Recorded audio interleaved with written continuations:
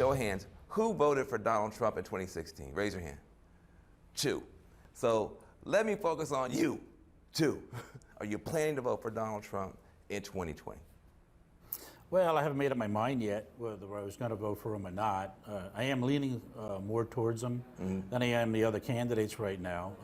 The economic situation for me and my business is going very well. So that, economics is a big, important issue here. Gotcha. And what about you?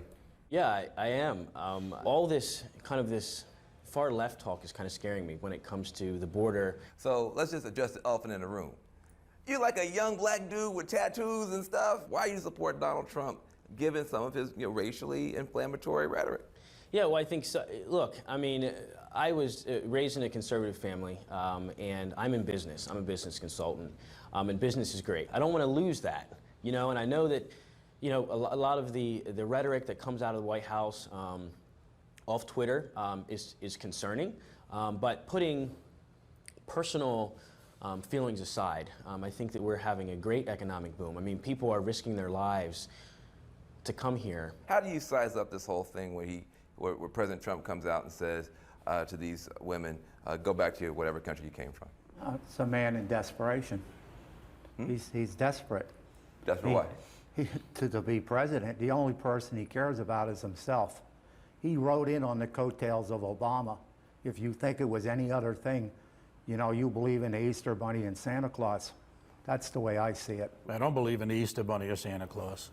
Almost everyone has a story of being told, go back to your country. And I think that it's kind of like one of the oldest, tricks in the book when it comes to phraseology, maybe outside of the N-word, that comes to mind when you're talking about racist language. I've had people when I moved into Pennsylvania said, oh, you're a New Yorker. Why don't you go back to New York where you belong?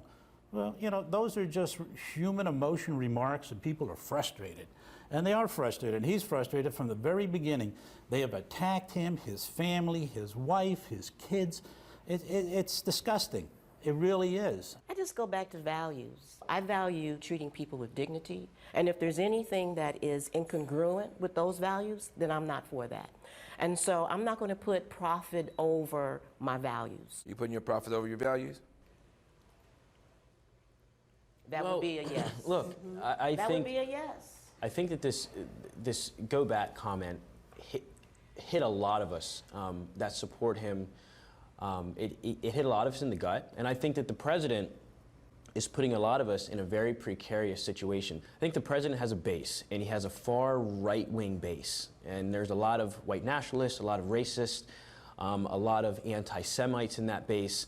So what I'm going to do is I am going to have a PR strategy that is going to rile up the base. And so I feel like a lot of us feel like, wow, like where do we fit in, anymore? Are we still welcome in this movement? Are people of color still welcome? So a lot of us are still reeling from that comment.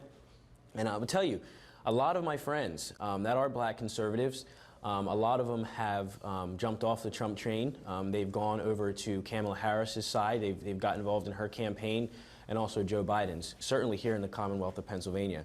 Omar blamed the United States for the crisis in Venezuela. I mean, think of that one. And she looks down with contempt on the hard-working Americans, saying that ignorance is pervasive in many parts of this country.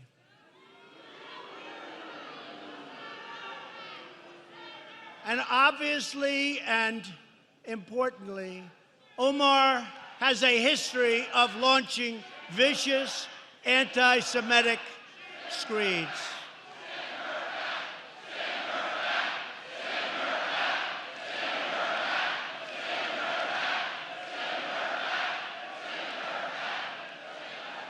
The House of Representatives rejecting a bid to launch impeachment proceedings against President Trump. And President Trump declaring victory, telling reporters seconds ago, quote, "We've just received an overwhelming vote against impeachment, and that's the end of it." He went on to call it the, quote, "most ridiculous project." Riding high now over how the whole saga over his racist tweets is playing out. Do you think you're winning this political fight? I do think I'm winning the political fight. I think I'm winning it by a lot. And at least by one measure, he is right. because even a majority of Democrats voted against impeachment. Democrat Al Green ending around Speaker Nancy Pelosi to force the vote. His resolution was specifically to move ahead on impeachment because of the president's tweets, not because of obstruction of justice or anything related to the Mueller report. No, the tweets. And this vote highlighted the growing schism in the Democratic Party. Speaker Nancy Pelosi making it clear she thinks that this was a big waste of time. Do you have any concerns that the focus on impeachment today and the votes on the floor related to it could jeopardize Robert Mueller's appearance next week? No, I think we'll get rid of all this right now. Pretty dismissive. Get rid of all this right now. Well, she did get rid of it, okay? She wants the focus to be on Mueller's upcoming testimony and his 448-page report, right? She was victorious in the vote. But tonight's vote did show a growing number of Democrats do not like how Pelosi is handling impeachment. They're getting restless. And this wing now seems intent on ignoring Speaker Pelosi's commands, even though Pelosi insists that going for impeachment is playing into Trump's hands. Don't tell anybody I told you this. Trump, I use his name, okay. Trump is goading us to impeach him. That's what he's doing. Every single day, he's just like taunting, because he knows that it would be very divisive in the country, but he doesn't really care. Just wants to solidify his base. The president upping his incendiary rhetoric tonight against the 4 Democratic congresswomen as this continues. Just listen to him before leaving for a rally tonight in North Carolina. When you look at some of the things they said, they're unthinkable. If somebody else or me or anybody else said things like that, it would be historic.